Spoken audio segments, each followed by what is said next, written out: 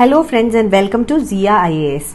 We will be continuing the series of lectures on ecology and environment, and today this is the fourth lecture in the series. So today we will be discussing about the functions of ecosystem, ecological succession and homeostasis. So under the ecological succession we will be discussing about various stages of succession, various stages of ecological succession like the primary succession, secondary. Then we will also discuss about autogenic and allogenic succession, autotrophic and heterotrophic succession. Then we will discuss about succession in plants and also succession in water. So these are the topics we will be discussing. Then we will also discuss about homeostasis in an ecosystem, and under this we will be discussing about regulation, conformation, migration and suspension. So these are the topics which we will be discussing today in this lecture. Let us begin. So let us start with ecological succession. So let us see ecological succession.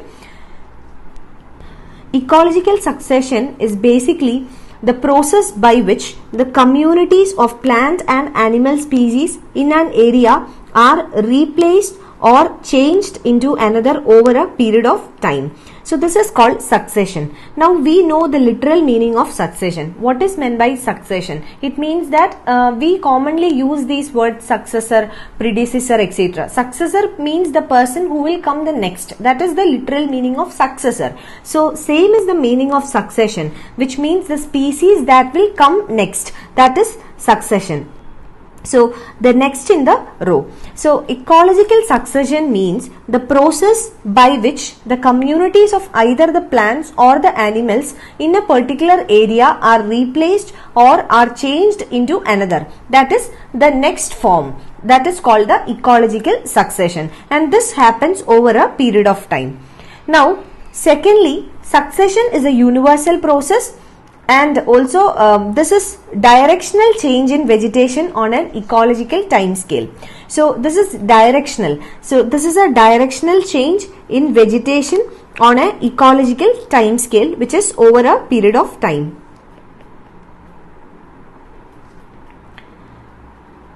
And succession occurs due to large scale changes or distraction. So the reason for succession is large scale changes or distraction. So large scale major changes or distraction leads to succession, and this changes or distraction can be due to either natural reasons or man-made reasons. So anthropogenic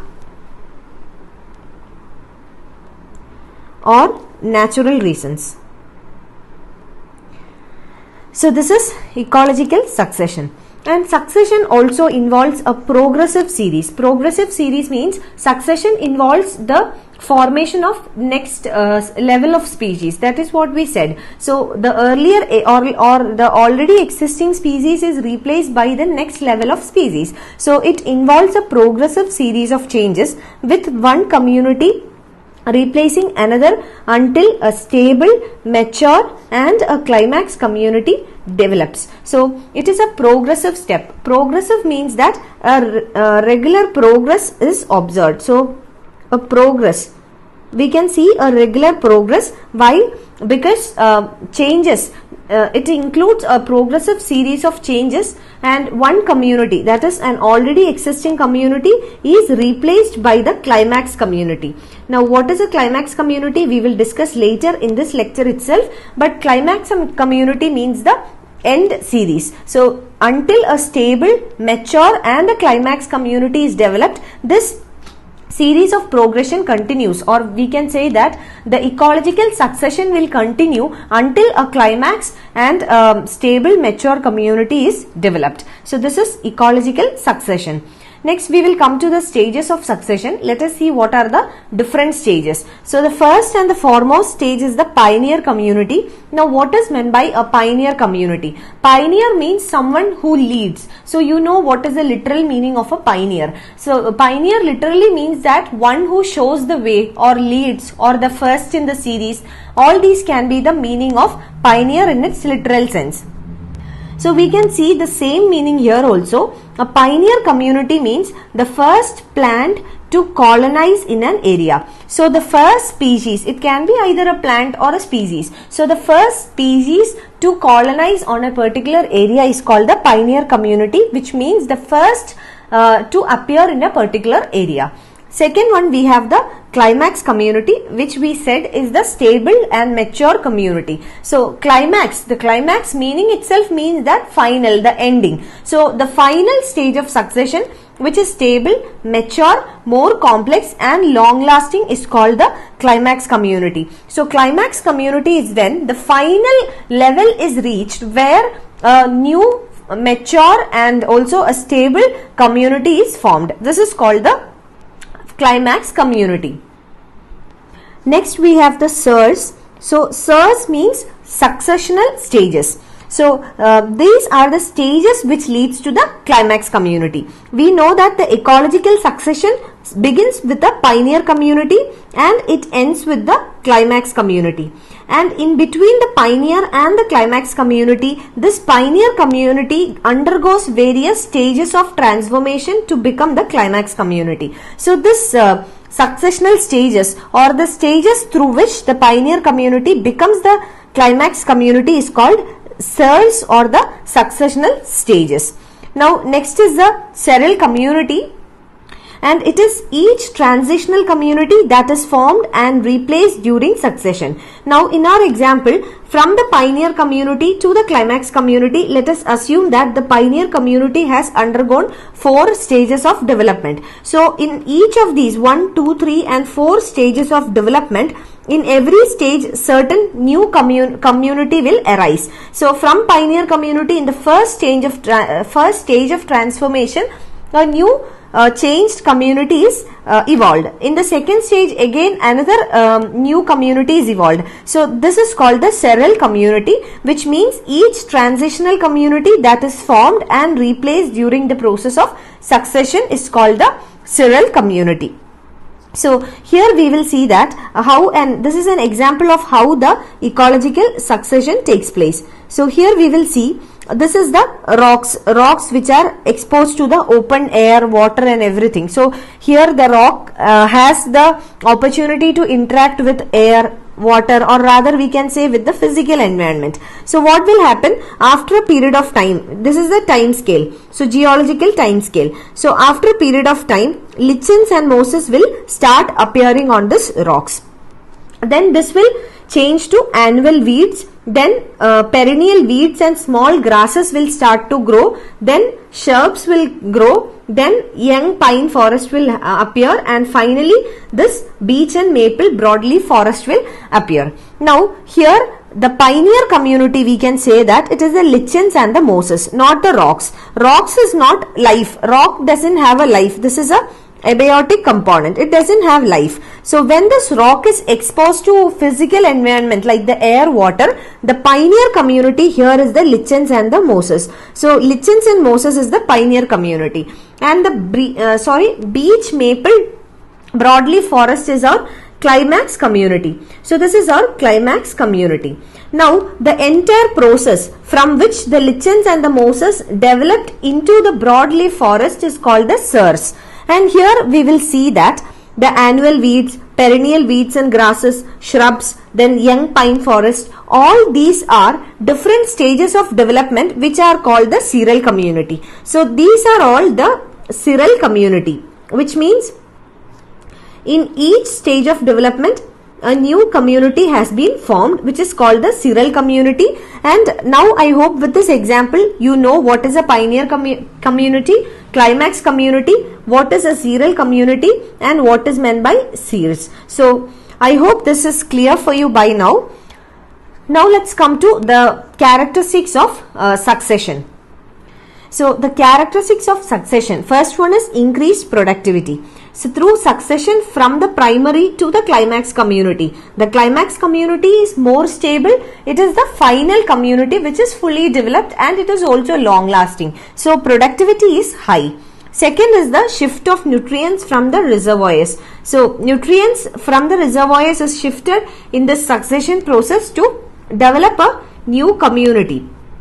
Third one is increased diversity of organisms. Why?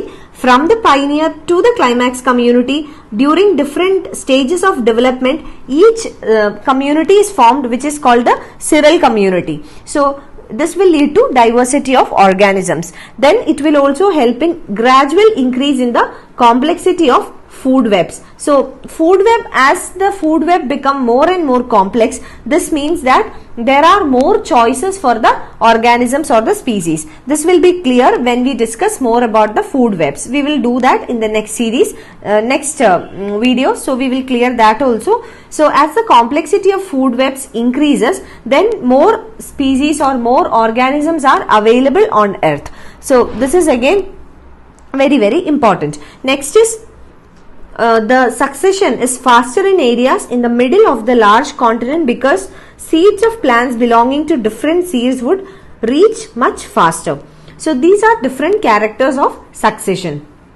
Now let's come to primary succession. So here we will be discussing about some of the stages of succession. First is the primary succession. Primary succession, it takes place and over where no community has existed previously. So here succession takes place over where no community existed previously. So here there was no life previously or no community previously, and the first species to occupy this space is called the primary species or the pioneer species. So pioneer species are those species which appears first in a ecosystem or in a habitat where there was no life or there was no species earlier. Now areas include rock outcrops, newly formed deltas, sand dunes, emerging volcano islands, lava flows, glacial moraines, etc. are the examples. So such areas where there was no life existed previously. If you remember, in the rocks, in this example we discussed that earlier there was only rocks which doesn't have any life. Now here the pioneer community is the lichens and the mosses. So this is called the primary succession. So here the succession takes place where no life existed or no community existed previously. And in primary succession on a terrestrial site, that is on land bodies or on a terrestrial site, the new site, the new place, it is colonized by the pioneer species, that is the first species to occupy that particular area, and they are often microbes, lichens, mosses, etc. In the picture also we have seen that earlier there were only rocks and then lichens and mosses developed on the rocks. So these are some of the pioneer species that develops on a land where there was no life existed earlier. And through the growth and development of the pioneers, over a few generations alter the habitat conditions. So as the pioneers grow and develop over a few generations, then the habitat conditions are altered or changed. Why? This is because when these pioneers are developed into more mature species through different stages, then the mature species need entirely different habitats or different conditions to survive. So habitat conditions will also gradually change. Now see this, in the first stage there is only bare rock. So here there is no life. This is abiotic. Now in the first stage, that is in the primary succession, this is the primary succession. So in the first stage, which is the primary succession, here pioneer species are developed. It is colonized by the pioneer species, which is the mosses. Next is a secondary level where decomposition creates a layer of topsoil, then grasses grow and displace the pioneer species, and then more nutrients in the soil allows for shrub growth, then the increase in soil depth allows for growth of trees. So from this chart, what you will understand is that gradually, as the growth and development of this pioneer species, which is the mosses, so as the growth and development of the pioneer species happens, the physical environment also changes or undergoes a change. The physical environment in which these pioneer species lives and survives, it also undergoes a change in order to help in the survival of the next developed and the matured species. Now The pioneers, through their death and any decay, leave patches of organic matter in which small animals can live. Now, organic matter produce organic acids during decomposition that dissolve and etch the substratum, releasing nutrients to the substratum. And organic debris accumulates in pockets and crevices and providing soil in which seeds can become lodged and grow. New conditions help in the establishment of additional organisms that may subsequently arrive at the site. So this is the entire process of development. So basically what happens in the first stage, the pioneer species are developed. Now the pioneer species are basically lichens, mosses, algae, fungi, etc. So through the death and decay of this pioneers, what will happen? Organic matter will arrive. So in this organic matter, small animals can survive because of the presence of organic matter. This organic matter will produce organic acids during the decomposition, and this organic acids, they release nutrients. So in the third stage, when the nutrients are released, what happens? Then because of this availability of nutrients, small grass or small vegetation can grow in this soil. Then what happens? Then this will lead to the development of additional organisms because of the new conditions that has been emerged. And finally what happens? This will lead to the emergence of the climax community, which is a stable and a well developed community. So this is how from the pioneers to the climax community, how the succession happens. Now, as community of organisms continues to develop, it becomes more diverse and competition will increase. And new niche opportunities develops. If you remember, in the yesterday's class we discussed about niche. And what is a niche? Ecological niche means the unique functional role played by an organism. So it is the unique functional role played by an organism in a particular ecosystem is called the ecological niche. So as the community of organisms continues to develop, it becomes more diverse and also the competition increases. And that is why we said every organism or every species has a unique functional role. Why? If one or two or more species, if two or more species has the same functional role, this will lead to competition and the fittest of the species will survive. So this leads to the development of niche, which means every species in the ecosystem will be assigned with a unique functional role. So this is how the ecological niche develops.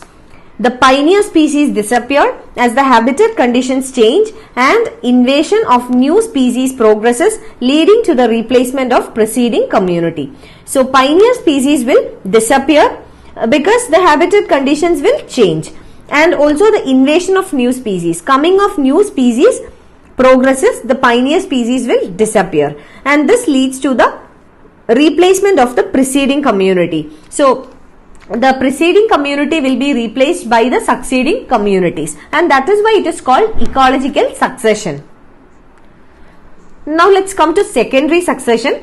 So secondary succession, succession has already started with the primary succession or the emergence of pioneer species. So secondary succession is the sequential development of biotic communities.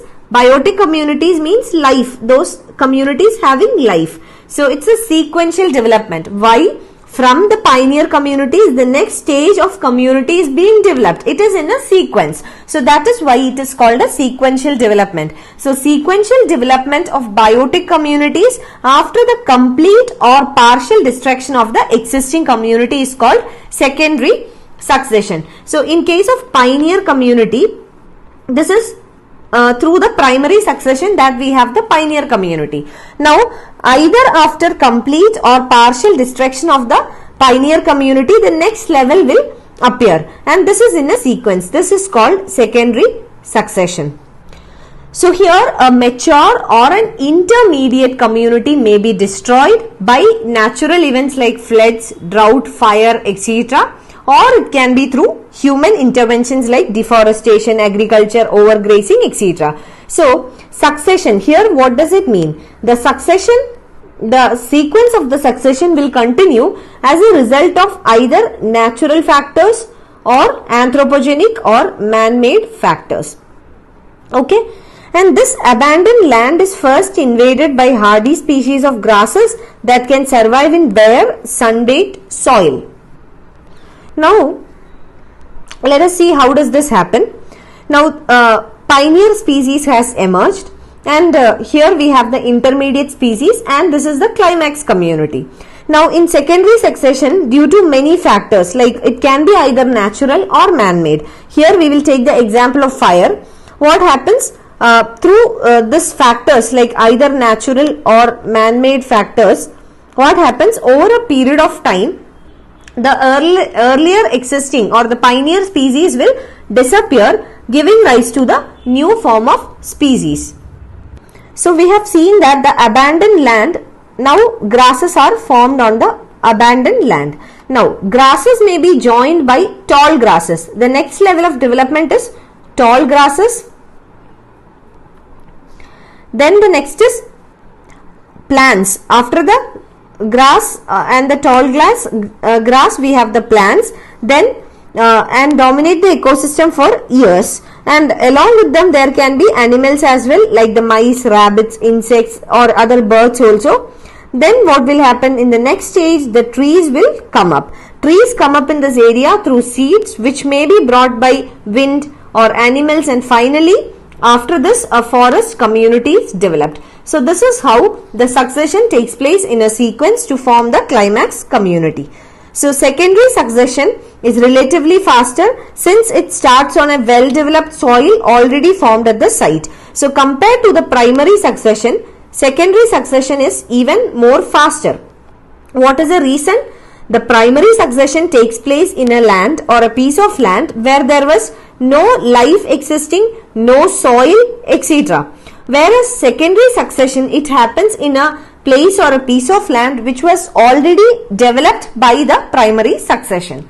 So this is about the secondary succession. Now we will come to other types, which is autogenic succession, allogenic, autotrophic, heterotrophic, etc. Now autogenic succession, it is brought by living inhabitants of that community itself and driven by biotic components of an ecosystem. So here it means that the autogenic succession, it happens due to the living inhabitants, that is the biotic factors of that community itself and driven by biotic components of an ecosystem.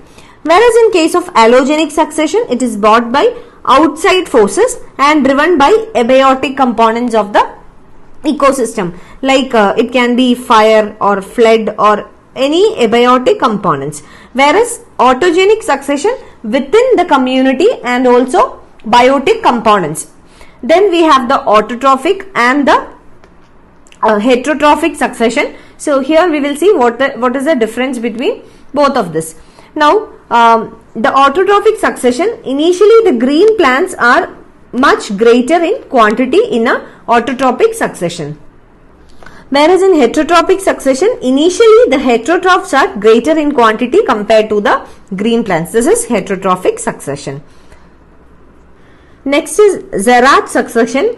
It is a succession that occurs on land, that is dry areas where the moisture content is very low. Example, on a bare rock. So where the moisture content or the availability of water is low, and where succession happens in such situations is called a Zia succession. We have hydrarch succession. So the same opposite succession that takes place in a water body like the ponds or the lake is called hydrarch succession. So Zia and hydrarch, it's the opposites. Now let us take an example. Small phytoplankton, then it gives rise to free floating angiosperms, rooted hydrophytes, sedges, grasses, and finally the trees. And both hydrarch and Zia successions lead to medium water conditions, neither too dry or not too wet. So both these successions, the climax community, so the climax community of both these successions are medium water conditions. Successions, the final succession or the climax community will develop in a medium water condition. So in the first case where there was no water available in Zia succession, the community will develop into a community growing in medium water condition. Here also community, that is the succession where it takes place in a place where there is abundance of water, the further development will lead to the development of the community in a medium water condition. So this is the climax community which will develop in medium water conditions. Next is the homeostasis.